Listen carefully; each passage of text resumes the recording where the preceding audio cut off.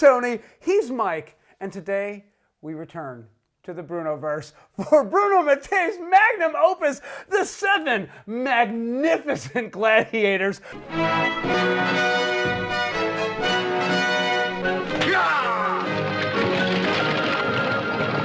Lou Ferrigno ist der stärkste Krieger von allen. Sie haben den Tod verdient.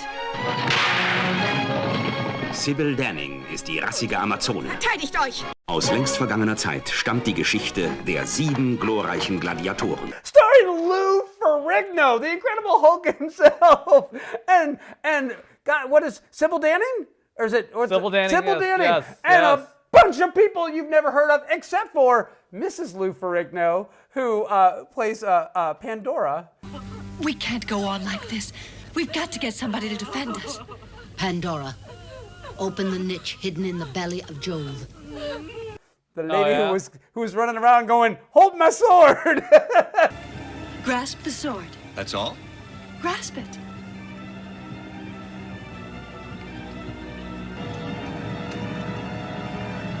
Nothing easier.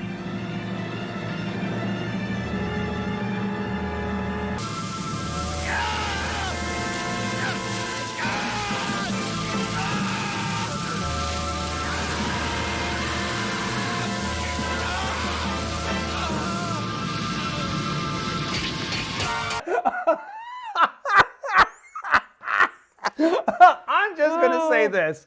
First off, this movie is the dumbest version of the Seven Samurai that has ever been adapted. Now, we have seen the Seven Samurai adapted as, well, obviously the Seven Samurai, but then the Magnificent Seven, then the second version of the Magnificent Seven. Akira Kurosawa has been ripped off by even the likes of Golan and Globus with David Carradine, but you've never seen it so incompetently done. There's a village of women, children, and old people who are going to be destroyed unless something is done. We decided to help them, and we need you.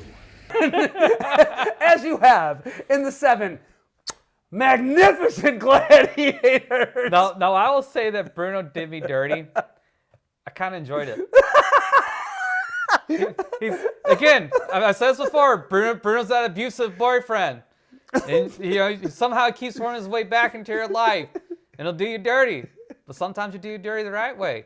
If they're anything like the ones I've seen, believe me, they're worth saving. Sex, sex, sex. Is that all you gladiators think about? This is one of those cases. The villains in this movie are f***ing hilarious, and they make this movie. What's the one guy's name? Nicerote or something like that? Nicerote. Nicerote, that's it.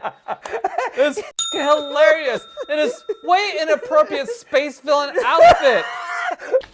Now, what happened to your men will also happen to your sons and to the sons of your sons, if they shall ever be. With his leather speedo.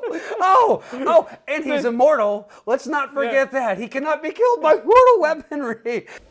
I cannot be destroyed by your ordinary mortal hands because I am everlasting. And maybe someday you will become the blood of my blood. Because the holy Jovian crotch rocket that he's wearing. I believe it's the cape. The cape makes it. Because he looks like a vampire. Like a space fucking vampire. He looks like a cross between a vampire and Ming the Merciless. Yeah. Revenge.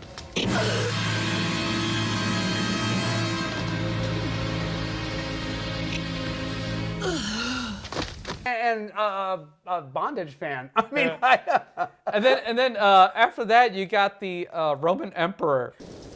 You have shown your courage and your skill. Now you must kill him. Oh my God! Who somebody stole out of the fucking closest fucking theater troupe. Why doesn't he kill him? Kill him yourself! and place him in there because he overacts the out of this movie. Oh my God, he chews the scenery like Jack Palance. Then only a divine being can wield it. but Italian. I love that they bedazzled the hell out of his costume. I have never seen so many fake gemstones in one place at one time, unless it was a Ben Franklin. It was magnificent. And then his crown, which looked like which made him look like a salt and pepper shaker. That was even better. And then I guess he's got his, but it starts off and you have Nicerote who goes to town and they've killed all the men and the women. And I love the fact that they're riding into town and you see the villagers all run out of the village.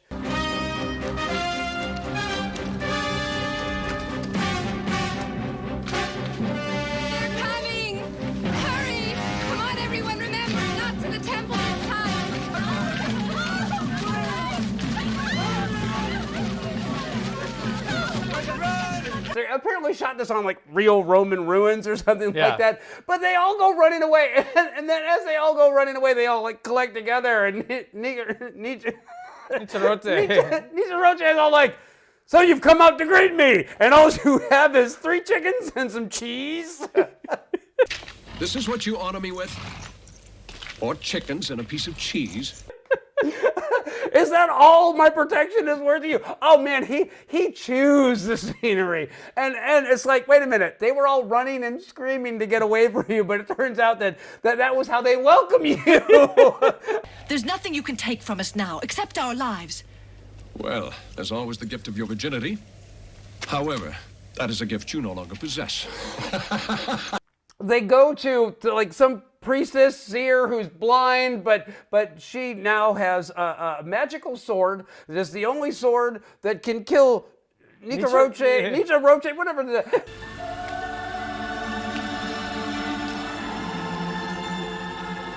Its power is great, but only an extraordinary man may wield it.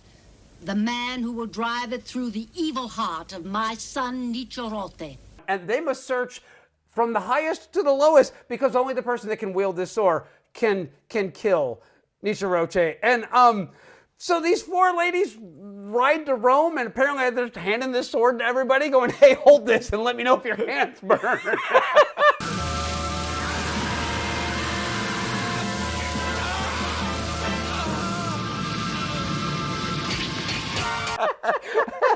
That's hilarious thing. Like the first poor bastard they handed to, I thought died. I was like, well, that's kind of shitty of them. But then just turns up later and becomes one of their sidekick buddies. That actually just made the movie better for me. It made no sense. No. But it's Bruno Mattei, and if that detail hadn't been in there, I might have thought a better director made this film. We'll just cut to the chase real quick. So they find the barbarian Han, who is Lou Ferrigno.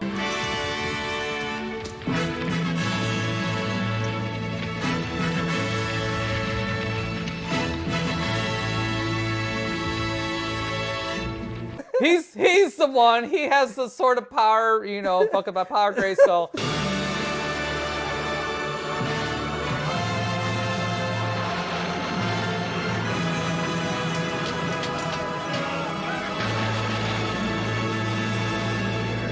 So he gets the one to kill Nicerote. So he gets a band of 7 people together. They go fight him. They have a quick, decisive victory. All right, Nicerote, I'm ready for you now. Kill them all!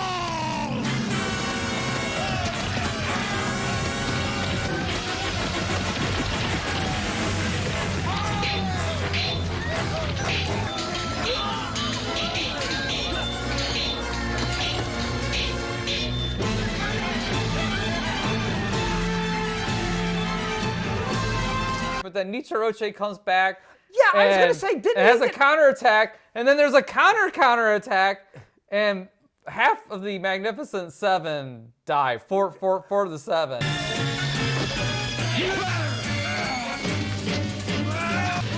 You're fantastic. Look out!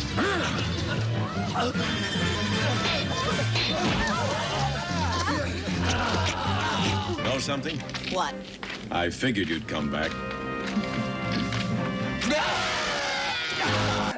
then Nicerote goes to the temple, and you find out that his mother is the priestess, but he's got to kill her because, you know, how could she not love him?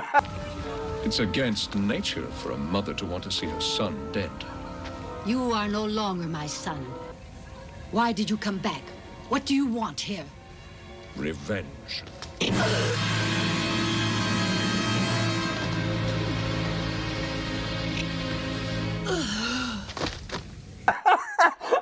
So you got all that bullshit going on, and then apparently Nicerote makes a deal with the villagers, and they're all like, "We don't like you anymore, Han. Why don't you take your 7 magnificent gladiators and get the fuck on out of here?" What do you mean? What do I mean? I mean the people of Clusium don't want you here anymore. They're now on my side. It's true. We don't want you here. And he's all like, "Do you mean this? Do you really, really mean this?" And they're all like, "Yeah!" And so they decide that they're going to leave, but not really. And then they go back to the temple, and they find out that the statue of Jupiter, Jove, as he's referred to in this film, has a little cabinet underneath him where you can store magic swords, and they grab it back, and then they go back to have a final showdown with Nicerote, and then, they kill him?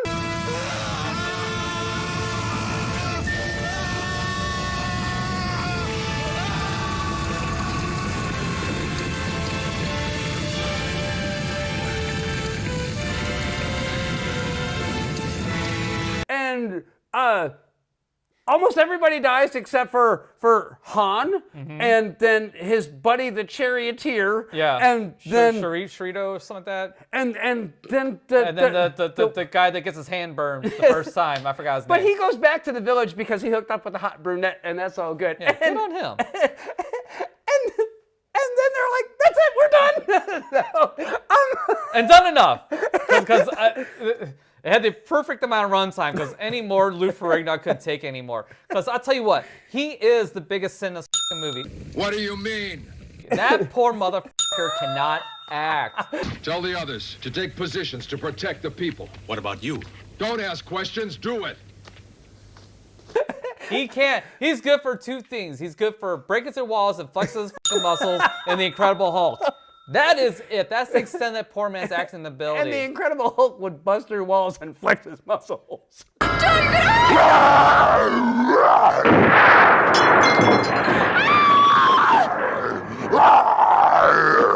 So really, it's just one thing. Yeah.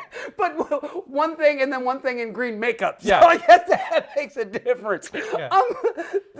I mean, am I wrong? No, not at all. If you pay attention, that's I'm sorry. Just one other sin. You don't have to get to see Sybil Danning's tits. If they're anything like the ones I've seen, believe me, they're worth saving. Sex, sex, sex. Is that all you gladiators think about? Well, it was a PG film. Still, Sybil Danning. I mean, Yeah, she gets something. Yeah, she shows him in every other other movie. movie, yeah. So, I mean, I just thought Shame that on you, Bruno. Shame on you, Sybil. You should have just been all like, This one's for free. I've been stabbed. This movie is ruthlessly stupid. This is not for the uninitiated. Let the combat begin. Guards! Execute them. Wait! But if you are a Bruno fan, oh, this will scratch that itch. It will. It sure will. I was laughing so uncontrollably at this film. And you're absolutely right. The Emperor is the best part of this film. Don't give up until you have found them. He is purple, and he is jeweled, and he is fabulous. He's like this interpretation of, the Prince John in the Disney animated Lion King. You want to know who he reminded me of? Phantom of the Paradise, Beef. Gentlemen, I give you the future. Beef.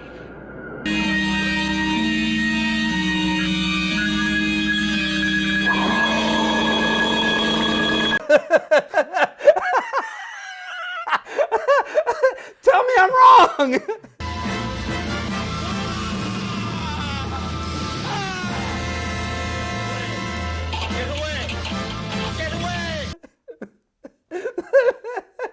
if Robin Hood didn't exist, I would be on you. But he's Prince John in the animated Robin Hood. But you're not far off. He's very flamboyant. I will say that. But he can't rock the guitar like Beef.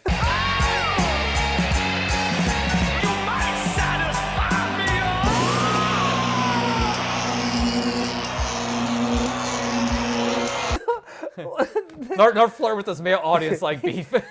He rocks the lyre. So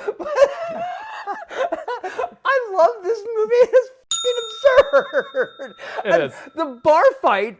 When they go to the tavern and they're meeting up and like they had to cut some corners. Okay, the original Seven Samurai is like 3 hours, and they're like, we ain't got time for all this shit. They're just gonna go to a bar and be all like, hey, why don't you come fight with us?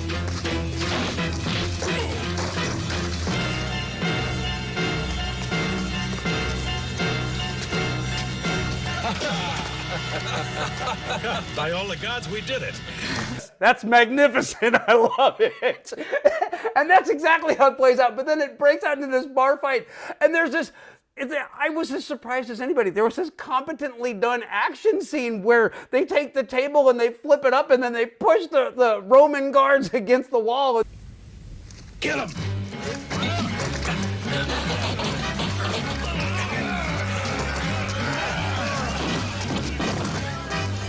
Now, after that initial part of it that's really competently done, every fight after that, every like hit is like Lou Ferrigno would just grab someone and throw him. And that was his fighting style, was the throwing of the Roman. It's like, why didn't he even give you the sword to begin with? You barely used the damn thing. The sword and you are one. Take it. No. I'll only use it for the right purpose. To help and protect your people, not to defend myself. They should have just given him a magic table. I hope there's a Blu-ray of this film. I'll watch it again. I'm gonna say this too. This movie, unlike most other Bruno Mattei films, they actually had an original score that was made for this film. And even weirder than that, Turner Classic Movies has a page for this film. This is like considered Bruno Mattei's magnum opus film. Like other cinemaphiles are all like, ah, yes, I'm familiar with the works of Bruno Mattei. And this is the film that they're like, now they're not wrong. But Turner Classic Movies, come on. You've got to watch this shit before you add it to your website. Bravo!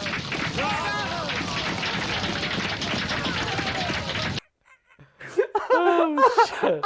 I think somebody like you works for Turner Classic Movies, just snuck that motherfucker underneath the radar. Thinking they'll never catch it. If they do catch it, it's too fucking late. I love this movie. It's been since September since we did a Bruno Mattei film, and I'm going to tell you right now, this movie made me fall in love with Bruno all over again, and he did it all without a single explosion or machine gun. It was magic. Quite literally. Quite literally. But yeah, there's no scorched earth. It doesn't have your typical Bruno tropes in it. And for as awful as it is, it's strangely entertaining. I mean, if I was going to give this an actionable score, all right, the story says the plot's like a 3 or a 4 at best. The style is a 5, and that's probably being pretty generous. Maybe even a 4. But I was entertained all fucking day long. I mean, the entertainment's a fucking 8, and it's a recommend for me. There you go. I'm gonna see if I can buy it on Blu-ray. That's all I got. I'm delighted that we got to do this one. Bruno.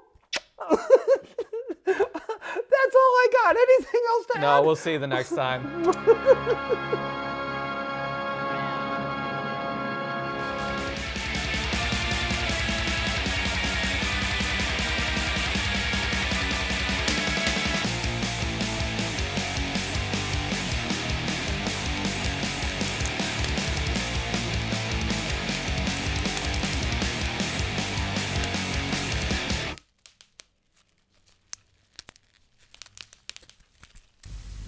Then you shall wield it.